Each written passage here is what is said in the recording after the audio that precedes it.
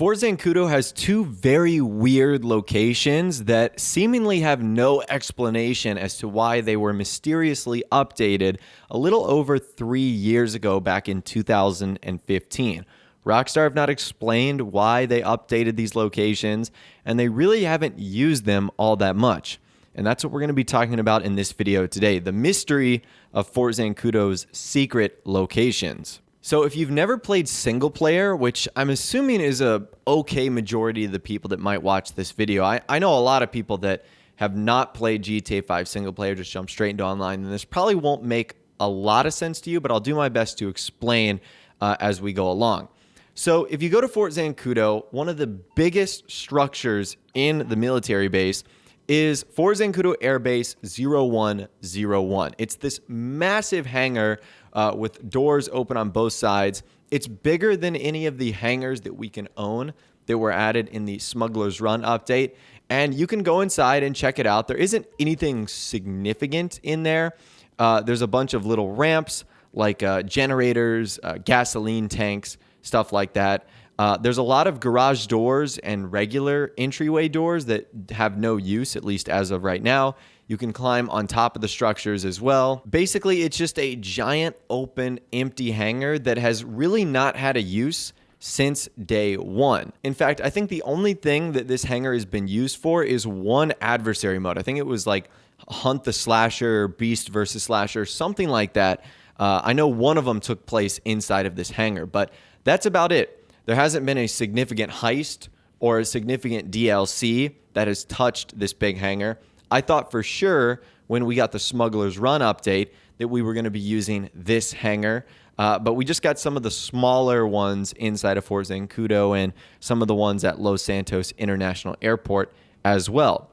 So needless to say, this hangar really never got a use. You can actually climb on top as well, and that's important to note as well because on top of the building, you can see like the glass windows that allow you to see down on the inside.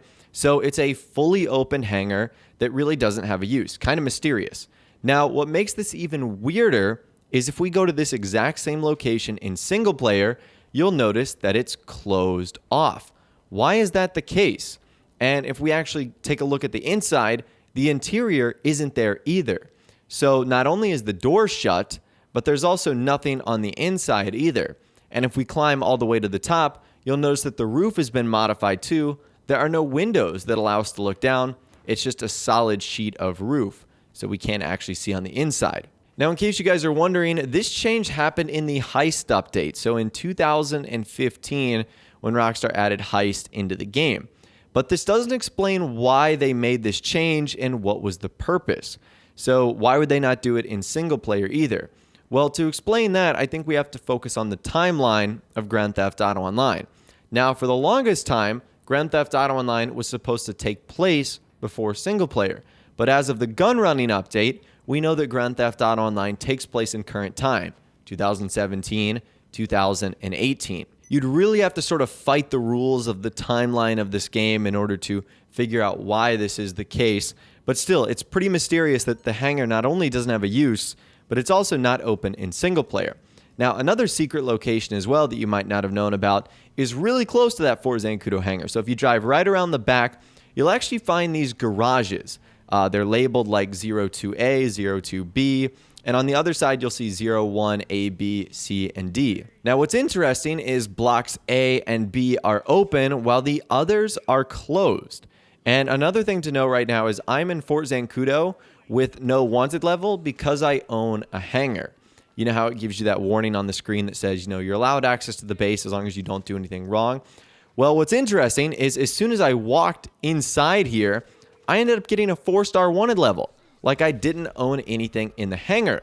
That is incredibly mysterious. Why can you not go inside this area?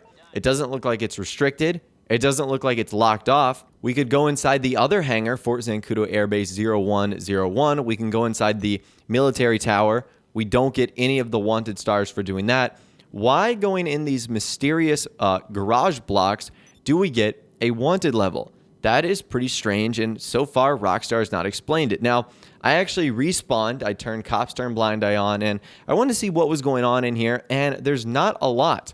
The garage is sort of separated by a couple of orange cones. There's some vehicle equipment in there for doing small upgrades. There's a lot of machinery. There's first aid kits. There's fire hoses. There's toolboxes. There's a whole lot of stuff in here. Nothing really significant, but there's also another garage on the inside that looks like it opens up to sort of the other bay doors that we saw on the outside. Now, what's equally as interesting, if we go back to single player, you'll notice that these doors are not open either. They are closed off. So what the heck is going on here? Why would in 2015, during the heist update, Rockstar open up Fort Zancudo Airbase 0101 and also open up these bay doors of 01A and B, but not utilize them at all? As I mentioned earlier, they're not used in any missions, in any major DLCs, and they really have no significant purpose. So why would Rockstar take the time of day to modify the doors, open them, place objects on the inside, build out full-fledged interiors, but then decide to do nothing with them? So I think I have a couple ideas here on why they might have done this. Number one, maybe Rockstar did have plans to originally use this airbase. Maybe it was like a Fort Zancudo heist mission. Maybe it was some significant expansion that was going to feature Fort Zancudo, and they wanted to make it feel a little bit more dynamic, like it was an actual airbase. Because in single player, most everything is closed off, like you can't go inside, and it feels really weird. So maybe that's what they were doing. Number two, maybe they just wanted to make the world feel a little bit more dynamic for online. They knew players would likely be in the military base more, thus giving them more opportunities to, do stuff like this, go inside the various buildings and hangars, etc. Or number three, maybe it was just something they did to literally utilize for just about nothing, and maybe adversary modes, which is kind of what we see right now.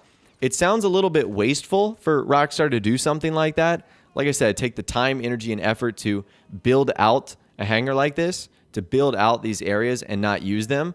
But then again, this wouldn't be the first time we've seen that in Fort Zancudo. Do you guys know the space where the elevator is, where if you go at like 3 a.m. in the morning and it's raining, that like UFO light shines down? What's the purpose of that mysterious elevator? We can't go underneath the base, at least not yet. So maybe there was just a lot that Rockstar had planned for Fort Zancudo, but never ended up implementing. That's like the best thing I can think of here, is that they were just trying to do really cool stuff, but ultimately never got to it. But still, the mystery remains because they've never explained why they're here, and no one has found any text or game files that lead to something or coordinates or anything significant happening here. So I'd love to hear from you guys in the comments down below. What do you think these two mysterious locations in Fort Zancudo mean? And why do you think Rockstar have never utilized them, at least more than what they've done so far? Let me know your thoughts, opinions, and more in the comments down below. I'd love to hear from you guys down there. If you did go on to enjoy this video, though, a like rating would, of course, be awesome. And also subscribe to my YouTube channel if you are new. You like daily GTA 5 videos like this. With all the way, guys, like I said, thanks so much for watching. Take care, and I'll see you guys in the next video.